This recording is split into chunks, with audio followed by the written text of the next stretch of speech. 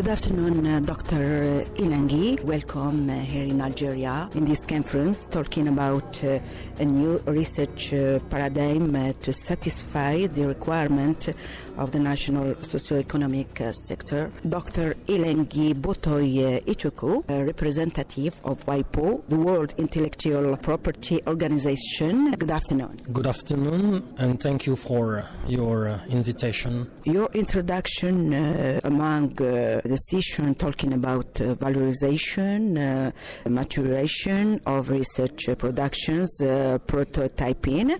You are talking about the role of intellectual property in research, in innovation. So, Dr. Ilangi, is there a unique paradigm, or we have to learn and inspire from other experiences led by the advanced countries? Yes, thank you for this question, which is very crucial to understand in a country like Algeria before or in order to promote innovation. Yes. I manage the program of the organization for the establishment of technology and innovation support centers in least developed countries and in developing countries.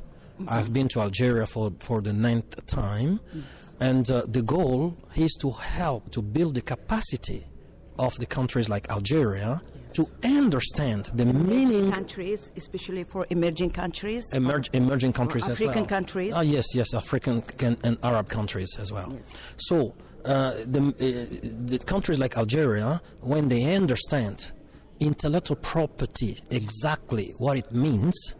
More recently, our government, our institutions talk about the importance to integrate intellectual property. Yes, because intellectual property is everywhere. Yes. Intellectual property is what?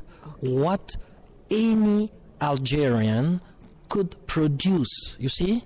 Yes. Because you have Algerians living maybe in very far from the Algiers, but they produce, they can work, they can do a lot of things, you see.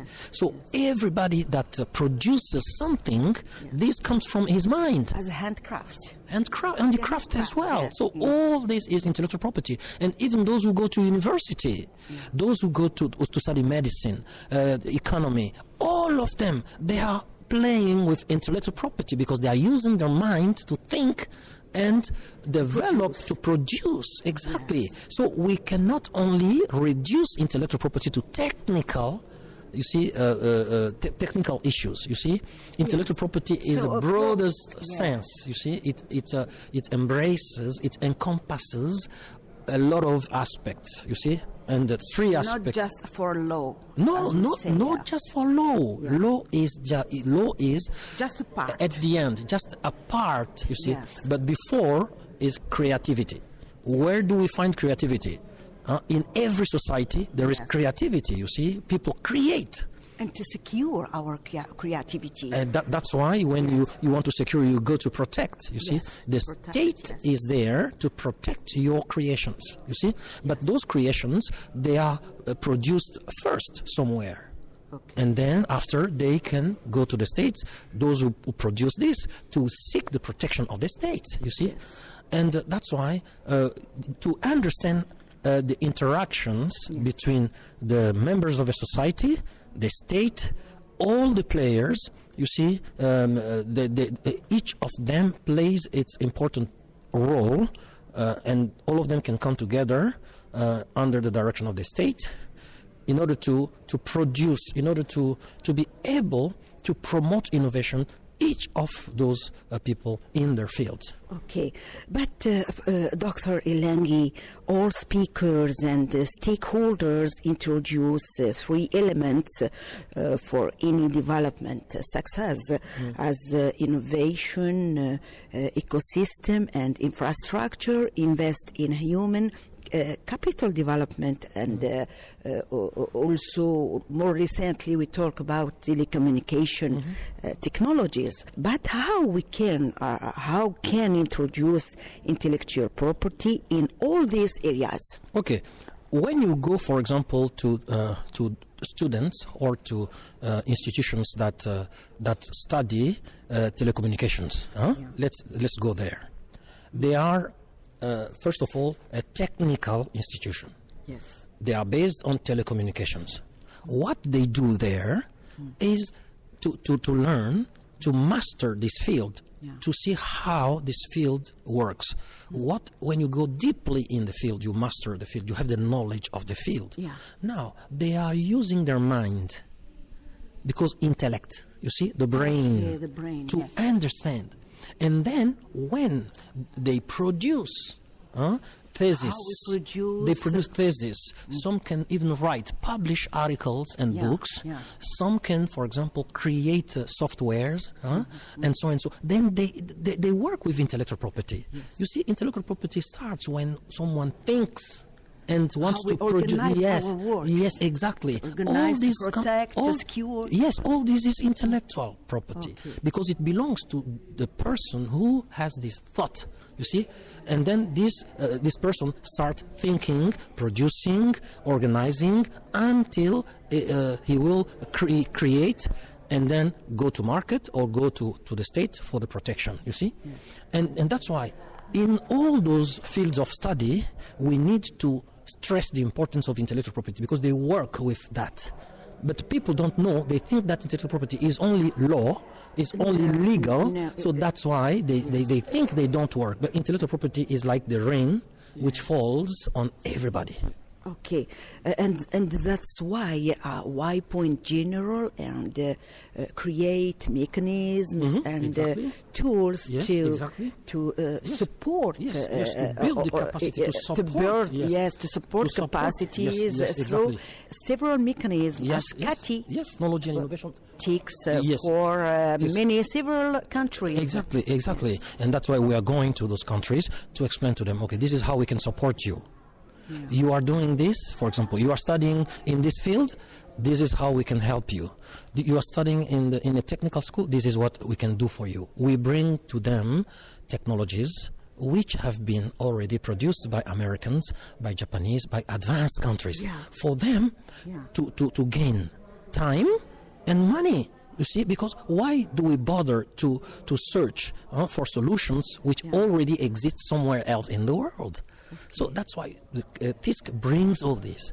So you want this in every field. So we have these solutions. In every field, every advanced field. or emergent countries, yes. It is the same. It's the same, yes. So we bring to them. Yes, so Dr. Ilengi, beside the experiences which were exposed today among the advanced, as you said, advanced experiences as Japanese experience, Singapore also experience, and others, we have to learn or to inspire from these experiences for a new paradigm.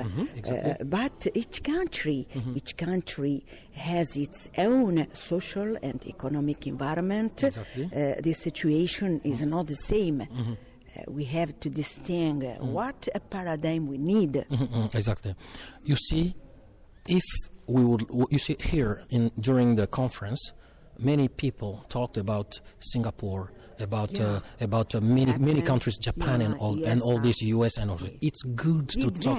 It's good to talk about them. Yes, but we also need to do what they did also to get where they are. You see, we cannot only talk about them and not adapt what they have done in their countries. You see, so that's why we encourage countries not only to speak, not only to talk, not only to craft, you see, national strategies and so on paper, but we encourage them to translate what is in paper into reality. You see, before doing that, we need to see the examples of those countries. What they did is this. What they did is this. At first, we must identify the needs. Yes. Our needs. Your needs, yes. Exactly. Yes. In general. Today, we have a huge development. We talk about our continent, towards an African economic Yes. And here we must identify the needs and search for a paradigm, a new paradigm related to our needs. Exactly. First. Yes, exactly. So when we talk about new paradigm is what? It means that we examine how we were before and now where are we going. And if we see that we didn't do well, we did not perform well in the past, now we can change now the way. We can change the orientation, you see? That's new paradigm, means new laws, new mindset, new practice, you see, new practice, you see. We need to practice, you see, to put into practice things, you see. If, for example, yesterday we didn't do this, then today we have to do that. So new paradigms, these are mechanisms. Change. Yes. Mechanisms, means which we can put together, infrastructure and finance, especially finance also, because you see, look, United States of America every year spends about 660 billion US dollars to support the research and development activities. China 550 billion every year to support. How about the African countries? African countries, you see, they don't really give many. That's why the TISC is there. Why? Because the products, patents, patent information, you see, from United States, from all those countries, you see. So we use them, we are using them free of charge. They are spending a lot of money to produce patents and technologies and so on, which we use through the TISC program. Because we bring to you new technologies from United States, from Japan, from all those countries, for you not to spend the same amount of money because you don't have that.